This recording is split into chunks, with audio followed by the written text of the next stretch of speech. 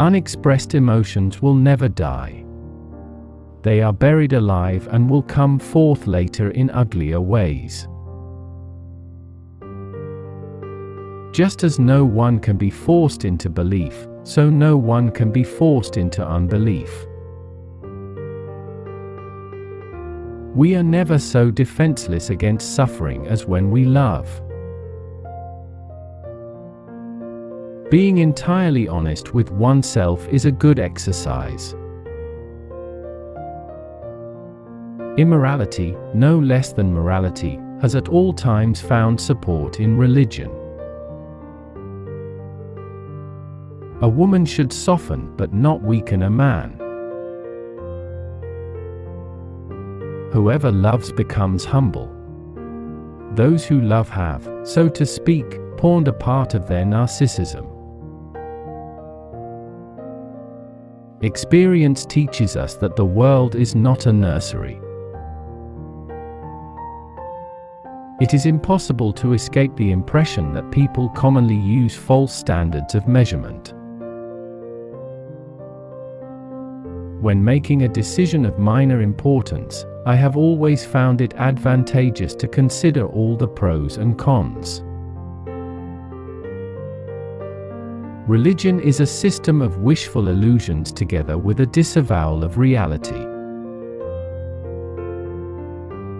In the depths of my heart, I can't help being convinced that my dear fellow men, with a few exceptions, are worthless. Words have a magical power. They can bring either the greatest happiness or deepest despair. Life, as we find it, is too hard for us. It brings us too many pains, disappointments, and impossible tasks.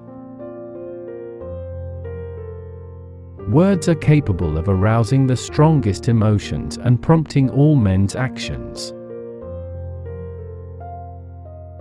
Everyone has wishes which he would not like to tell to others, which he does not want to admit even to himself. Dreams with a painful content are to be analyzed as the fulfillment of wishes. Self-deception is a plant which withers fast in the pellucid atmosphere of dream investigation.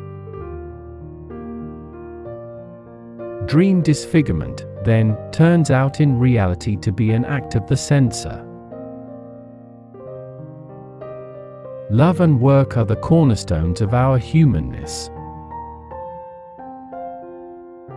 The sexual life of adult women is a dark continent for psychology. Friendship is an art of keeping distance, while love is an art of intimacy. We choose not randomly each other. We meet only those who already exists in our subconscious. The interpretation of dreams is the royal road to a knowledge of the unconscious activities of the mind. Flowers are restful to look at. They have neither emotions nor conflicts. Men are more moral than they think, and far more immoral than they can imagine. In the small matters trust the mind, in the large ones the heart. Before you diagnose yourself with depression or low self-esteem, make sure that you're not surrounded by fools. The ego refuses to be distressed by the provocations of reality, to let itself be compelled to suffer. In mourning, it is the world which has become poor and empty. In melancholia, it is the ego itself. Analysis does not set out to make pathological reactions impossible, but to give the patient's ego freedom to decide one way or another. Towards the outside, at any rate, the ego seems to maintain clear and sharp lines of demarcation.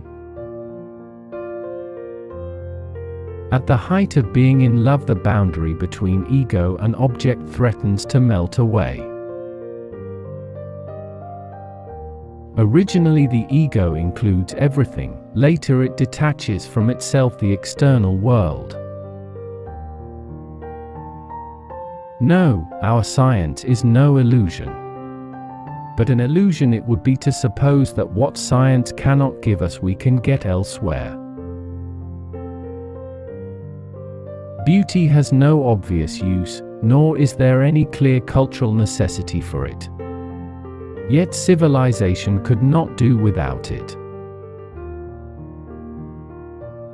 My love is something valuable to me which I ought not to throw away without reflection.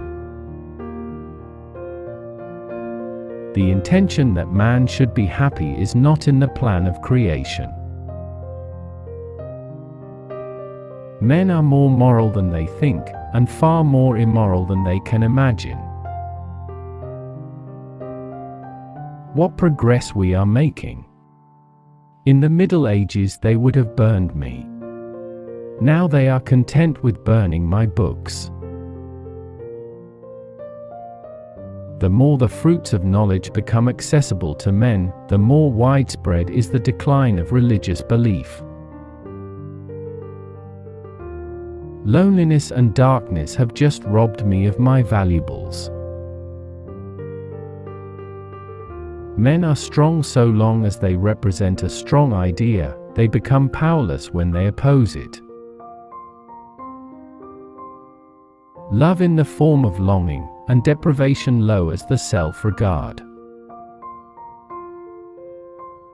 The more perfect a person is on the outside, the more demons they have on the inside.